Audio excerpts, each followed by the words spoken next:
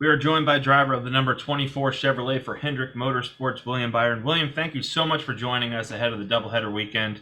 2 points paying races. Going to be a huge crowd here at Pocono Raceway with the sold-out infield we just announced 2 days ago. Jam-packed grandstand Saturday and Sunday for a cup race both days, as well as all the other events. What are you looking most forward to for the Poconos this weekend? Yeah, I'm excited. Pocono is one of my favorite tracks. It's been one of my favorite tracks, and probably my favorite track when I was in the Truck Series with Rudy and the experience we had there and how well we ran there. So I just look forward to it. It's a challenge. You got to make your car work well in all the different corners, and if your car's working well, it's a really fun day, and you really feel a lot of freedom there because you long straightaways and you can pass and things like that. So fun place. It's got similarities to, when we used to run Indy and just is a really fun racetrack. So I feel like our cars always run pretty well at Pocono. So I think we're going to have a good day. For that, we'll go to some media questions we have for you. The first one, actually getting back to that Truck Series win. You have victory here. You have 4 top tens. What sort of confidence that helped you build when you come to the Tricky Triangle, related to the doubleheader this weekend? Yeah, it gives me a lot of confidence just knowing that I've won there in the past and knowing what it takes to win there. And, being in a truck race there and being in Cup and having some really good runs there in Cup too. So I feel like the runs I've had there in Cup have been some of my better runs overall for the year. Last year was a little bit disappointing that, we didn't have better runs there, but the year before, I think we finished top 10 in both. So feel like it's a good track. And like I said, restarts are really important, getting accelerated, the pushing and all that. And everyone fans out, and figuring out when's the right time to fan out and try to make it 3 or 4 wide, or when's the right time to stay in lines. It's tricky. So, and then you got to get settled as you exit turn 1 and try to find your way in line. So, very tough place. The doubleheader concept, you guys ran a couple doubleheaders last year. Obviously, ran the doubleheader here at Pocono. How open are you to this doubleheader concept? For Pocono Raceway specifically, we obviously have the top 20 lead lap finish Saturday and Sunday, the same car, 2 races. Go ahead and explain what your thoughts are on the doubleheader format. Yeah, I really like the doubleheader because you get a chance to work on the car with your team, and you can, have a debrief like you would after practice, but it's even more detailed and dynamic than you would after practice. It's honestly, it's very cool because a lot of times we say, gosh, we wish we would have done this and wish we would have tried this or just had our balance of the car a little bit better. And you can do all those things. And typically everyone makes gains going into the next day, especially the really good teams. So I feel like we're definitely one of those really good teams right now. And, being third in points and being in contention to win almost every race, I feel like we can make those gains going into the second race. So just trying to get close for the first race because we have a great shot at that one starting second, and try to go win that one, and then make some adjustments and try to win on Sunday coming through traffic.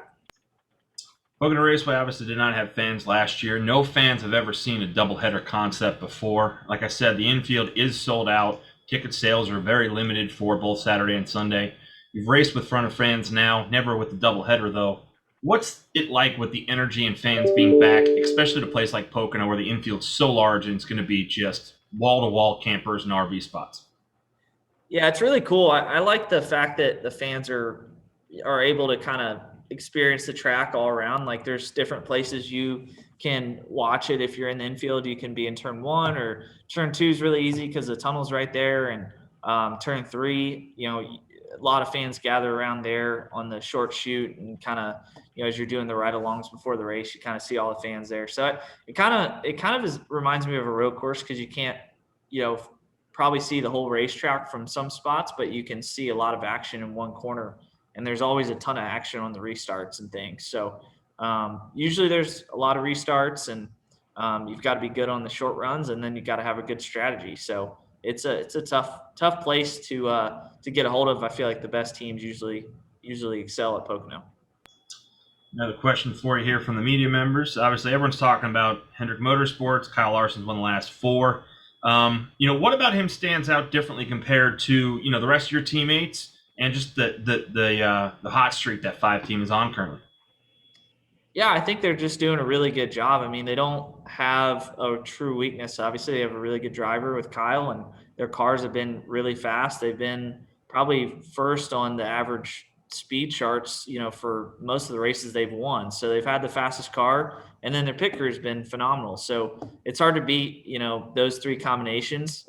Usually that's kind of the trifecta that it takes to win. And I feel like we're right there, though. We had the fastest car at the All-Star race, didn't execute the end of the race like we needed to, with the green flag cycle and everything. But I feel like now we're in a position to go back to Pocono with probably one of the fastest cars, if not the fastest car, and try to capitalize on that. So being in the top three like we are is great, and I feel like we're just one little step away from winning.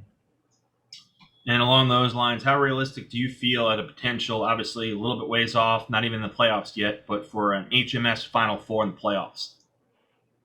Yeah, I think it'd be great. I think that would be another record to try to break or to try to set, would be awesome. So for me personally, I that's the goal of every year, is try to make it to the Final Four. It gives you a shot at a championship, and it doesn't matter how you get there. Everyone's got an equal shot. So I feel like for us on the 24, that would be a huge accomplishment. Rudy's first year in the Cup Series, he's blown me away with how quickly he's adapted. I know he's pretty hard on himself, but he's doing a great job, and he's bringing me really fast cars. So I'm extremely excited for the team I've got behind me, and feel like we're just a couple steps away from being really, really good. To that point, is there any added pressure, obviously, with the way Kyle's been running, on yourself personally, with basically you guys having the same exact equipment, at Hendrick Motorsports? Yeah, not really. I mean, I think we've been running top 3 or 4 every race, and that's really hard to do in the Cup Series. So I feel like for us, it's more about the details and focusing on those things, and just knowing how good those guys are doing. I mean, it's great to see a teammate, win. It's better than the alternative and not having the equipment to win. So I think honestly, it's exciting. I think it kind of every week that goes by, you get a little more excited and amped up for the race. And um, more power to them. I mean, they've been doing a great job and executing really well. Like I said, they don't lose spots on pit road, and they keep the lead and dominate the races. So it's we're just right there. So I feel like we're really close. And the next question for you, obviously, the news just broke a little bit earlier about Jeff Gordon being an executive, moving over there to a top executive position at Hendrick Motorsports. If you guys weren't already on a high already for Hendrick Motorsports currently, how does this elevate the organization with Jeff's new role? Yeah, I think it's great. I think Jeff is really smart. He's got a lot to offer about the sport. From what he's seen in the broadcast booth, it's not like he's been removed at all from the sport, because ever since he's been driving, he's been in the broadcast booth. So he's had a chance to watch the races, watch and see how they develop, and I think he'll give us good perspective. So I feel like he's got a very good idea of what's out there, what's going on. He's probably talked to a lot of teams over the last 4 to 5 years about what goes on, and I feel like he's going to bring a lot to us to help us continue doing what we're doing, because obviously we're at a high level right now, and just try to keep that up for multiple years. And Lee Spencer's got to know, that piano behind you, is that one of your Lego projects? That is. So yeah, that's the first one that I ever built. First Lego I ever built, and I've got Empire State Building is right there, and then there's a space shuttle. Hold on. There's a space shuttle on the table too. So we got a lot of different Legos, but my God. we're yeah, it's been fun. I really enjoy them. I've probably built, I don't know, probably 8 so far this year, and I mean, they've all been really fun, and some take more than others, depending on the time I have. But usually takes me a few weeks. But yeah, pretty proud of them. This question comes from our friends at Go Track Hopper. Anything this year that sticks out to you in terms of a maneuver or a pass that you made that really sticks out, that you're super proud of, or kind of one of those things that surprised you and wish that you could repeat over and over again? Um, I don't know. I think I don't really think about them too much. It just kind of happened, but I feel like the race we won at Homestead, we went from sixth to first on the last restart. And that was pretty cool, and controlled the race after that. So that was a lot of fun. I think that was one of those cool moments to be able to rally and win like that was pretty awesome. And then, conversely with that, anything, obviously all drivers remember the wins that they probably don't win more than the wins that they do. Is there anything that you could think of this year that you would have liked to have changed in order to potentially put yourself in victory lane? I think just the way the All-Star race was, just understanding the format, understanding the green flag sequence, just maximizing all that stuff. I think always could like to do that better. I think the 600, I think we had a great shot to win that race too. So yeah, I don't know. Not many regrets this year. I think we've done really good.